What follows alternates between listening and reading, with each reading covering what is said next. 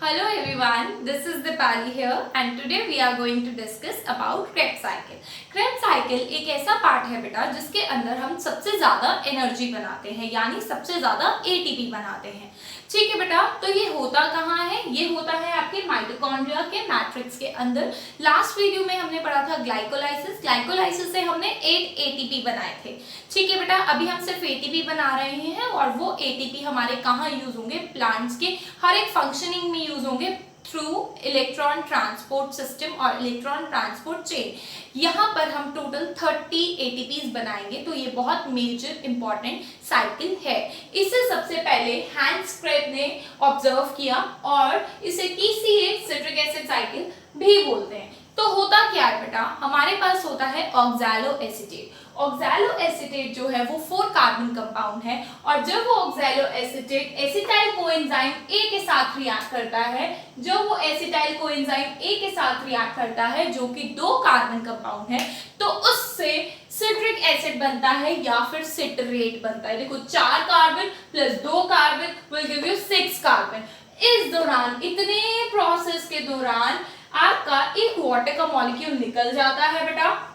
ठीक है, एक कार्बन डाइऑक्साइड निकलती है और एक नया NaDH बनता है। तो यहाँ पर ऑक्सैलो एसीटेट से सिट्रिक एसिड बनने के लिए आपको बेटा ये सारे 2-2 मॉलिक्यूल्स हैं, जैसे ग्लाइकोलाइसिस में भी हमने पढ़ा था 2-2 मॉलिक्यूल्स हैं, यानी ऑक्सैलो एसीटेट के 2 मॉलिक्यूल, आपके सिट्रिक एसिड साइकिल के सिट्रिक एसिड के 2 मॉलिक्यूल। ठीक है, तो NAD भी कितना निकला? 2 निकला। तो 2 NAD हमारे पास यहाँ निकल गए, ये याद रखना। ठीक है, 2 NAD हमारे पास यहाँ, 2 NADH हमारे यहाँ पर प्रोड्यूस हो गए। ठीक है बेटा, सिट्रिक एसिड बनने के बाद 6 कार्बन बनने के बाद सिट्रेट बनने के बाद क्या बनेगा? आइसोसिट्रेट बनेगा। ठीक है, आइसोसिट्रेट बनेगा जो कि एक रिवर्सिबल आपकी रिएक्शन है, जो कि आपस में रिवर्स हो सकते हैं, जिसमें से हम जो वाटर है अगर हम ऐड कर देंगे तो आइसोसिट्रेट बन जाएगा, अगर निकाल देंगे तो सिट्रेट बन जाएगा। ठीक है, तो ये एक ऐसी रिएक्शन है जो कि रिवर्सिबल है। उसके बाद क्या होता है, जब आइसोसिट्रेट बनता है, आइसोसिट्रेट भी आपका 6 कार्बन कंपाउंड है, सिट्रिक एसिड भी आपका 6 कार्बन कंपाउंड है। आइसोसिट्रेट से आप देखो, आइसोसिट्रेट कितने कार्बन कंपाउंड है? 6। इंपॉर्टेंट है, देखो अब हम बना रहे हैं अल्फा कीटो ग्लूटारेट एसिड और अल्फा कीटो ग्लूटारेट। 6 कार्बन से 5 कार्बन में आना है, तो एक कार्बन निकलना चाहिए, तो एक कार्बन कार्बन डाइऑक्साइड की फॉर्म से निकल जाएगा। अब मुझे ये बताओ बेटा, एक कार्बन अगर निकल गया तो एनर्जी आ गई। ठीक है, अगर एक चीज निकल रही है तो ज्यादा एनर्जी आ गई, तो उस एनर्जी से क्या बनेगा? एक फिर से 2 NADH के मॉलिक्यूल। तो एक NADH 2 NADH हमने यहाँ बनाए थे, 2 NADH हमारे यहाँ बन गए, क्योंकि ये 2-2 मॉलिक्यूल्स में चलता है। अल्फा कीटो ग्लूटारिक एसिड कितने बनेंगे? 2 मॉलिक्यूल्स बनेंगे। ठीक है, तो 2 मॉलिक्यूल्स ऑफ NADH2 हमने यहाँ बना लिए, 2 हमने वहां बनाए थे। काउंट करते चलना बेटा, जिसके लिए हमें अल्फा ग्लूटारेज एंजाइम की जरूरत है, यानी अल्फा ग्लूटारिक एसिड बनाने के लिए अल्फा ग्लूटारेज एंजाइम की जरूरत है, जो कि एंजाइम कहाँ होंगे? माइटोकॉन्ड्रिया के मैट्रिक्स के अंदर। अब क्या होगा बेटा, जब 5 कार्बन से 4 कार्बन पे आना है, ध्यान से देखो, जब 5 कार्बन से 4 कार्बन पे आना है तो फिर से एक कार्बन रिमूव हो रहा है, यानी फिर से डीकार्बोक्सिलेशन कर रहे हैं, तो फिर से कार्बन निकल जाएगा। ठीक है, फिर से एनर्जी आ जाएगी और फिर से हम लोग एक NADH 2 NADH प्रोड्यूस करेंगे। तो कितने हो गए? 2 उस टाइम हुए थे, 2 यहाँ पर, 2 यहाँ पर, 2 यहाँ पर, 6 NADH हो गए हैं बेटा, काउंट करना। ठीक है, और जो कि सक्सिनाइल सिंथेटेज की प्रेजेंस में सक्सिनाइल कोएंजाइम A बनेगा और कार्बन डाइऑक्साइड निकल जाएगा। अब सक्सिनाइल कोएंजाइम A 4 कंपाउंड का बन चुका है, तो कोई डीकार्बोक्सिलेशन नहीं होगा। बस this is the last step जहां तक डीकार्बोक्सिलेशन होगा। उसके बाद जब succinyl coenzyme A in the presence of succinate dehydrogenase, उस टाइम पर बेटा जब ये एंजाइम प्रेजेंट होगा तो वो क्या बनाएगा? Succinic acid. क्यों? क्योंकि यहाँ पर एक हाइड्रोजन ग्रुप निकल जाएगा। अगर एक हाइड्रोजन ग्रुप निकल गया तो एनर्जी मिलेगी, एक फॉस्फेट ग्रुप ऐड हो जाएगा, तो एक ATP यहाँ पर बन जाएगा, यानी एक ATP हमने ADP से ATP में यहाँ बना लिया।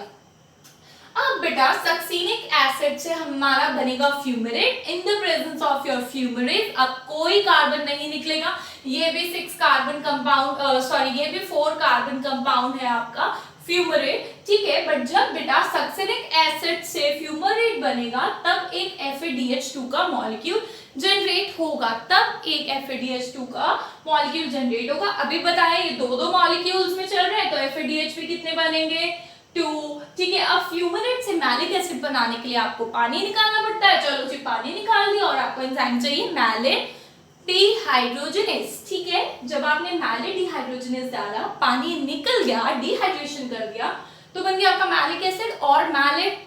अब मैलिक एसिड से जो बेटा ऑक्सैलो एसीटेट बनता है जो कि अगेन 4 कार्बन है, ये भी 4 कार्बन है, तो उस टाइम पर फिर से 2 मॉलिक्यूल्स NADH2 के बनते हैं। देखो NAD से 2 मॉलिक्यूल्स यहाँ बन गए, तो टोटल NADH कितने हो गए 8।